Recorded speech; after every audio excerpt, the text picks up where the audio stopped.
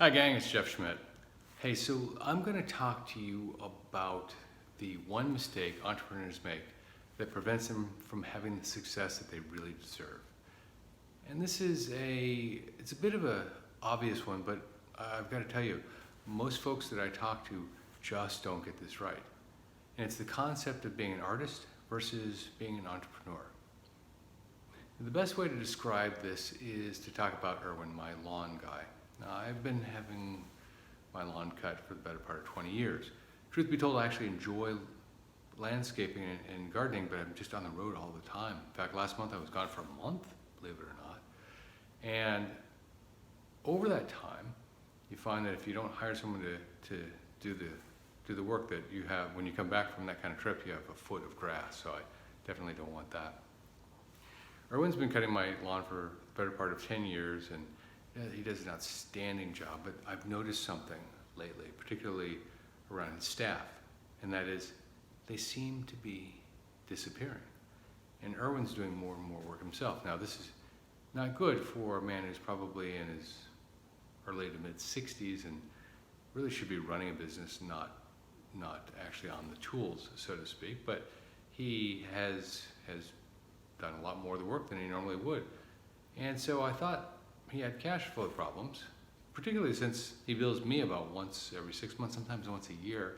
I think at one point he waited 3 years to bill me, but certainly he's not quick on billing, so I assumed he had cash flow problems and just didn't have the ability to pay his crew.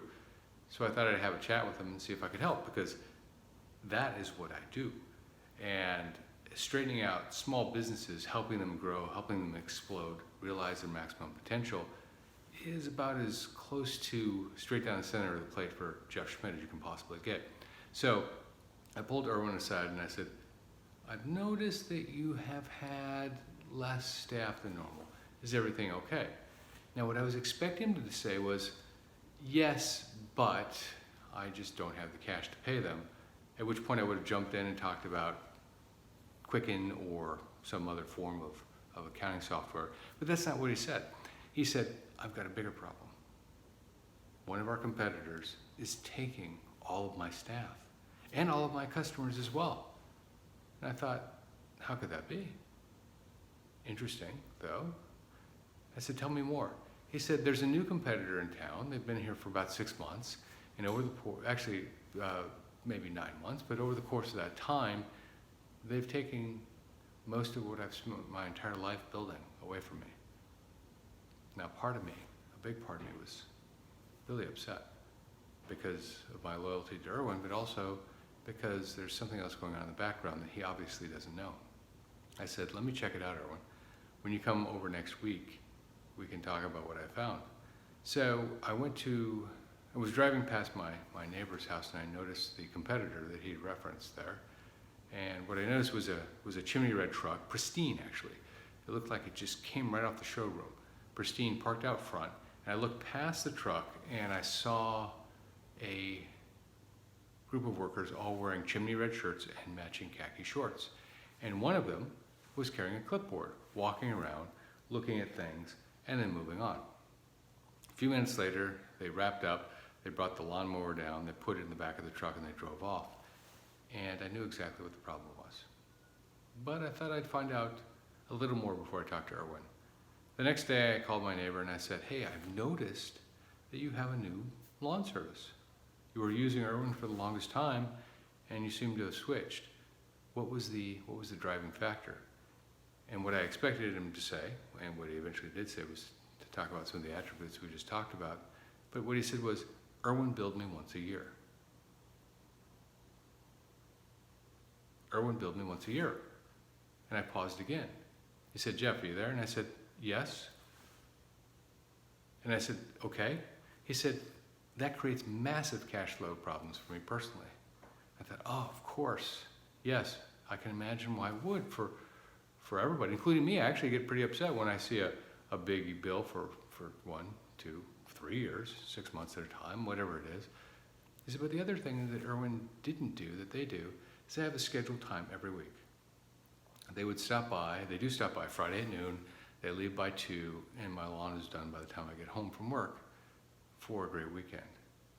But more importantly, with Erwin, sometimes he would show up on Thursday, sometimes he would show up on Friday, sometimes he'd even show up on Saturday, and I like to have barbecues with the family on Saturday, so the last thing I want is the lawnmower going off in the background when I'm trying to have a family barbecue. Interesting. Okay, so here's what I said to Erwin, and here's what I'm saying to you. Erwin, what business are you really in? He said, I'm in the landscaping business. I said, no, you're not. I said, the artist in you, the technician in you, believes that that's what you do. If you do that really well, the business will follow.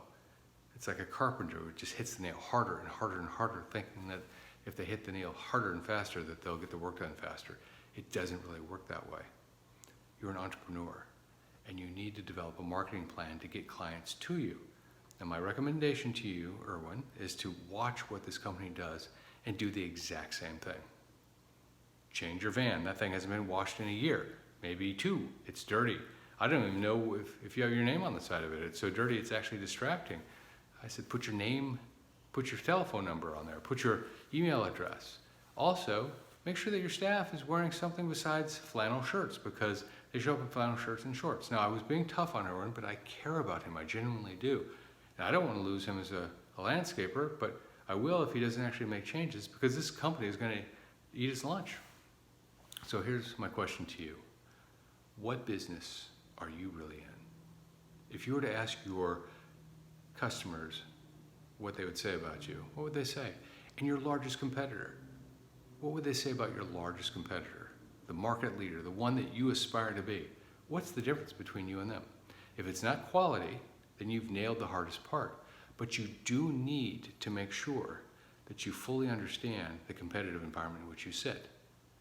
Once you understand what they're doing and you replicate it, I'm not talking about the technical side. Again, if you think you're a technician, then understand your job is to be an entrepreneur, not a technician. If you think you're a technician, focus in on the marketing. Is it the red truck? Is it the red shirts? Is it the shorts? Is it the supervisor walking around with a clipboard? Is it the consistent billing? Whatever it is, that's what you want to do, especially since you're not doing it now. Once you nail the small stuff, you'll find that the avalanche of clients will follow. Because if you give them what they really want, not what you think they want, then they stay with you forever. And so do their friends. This is Geoff Schmidt. Thanks for watching.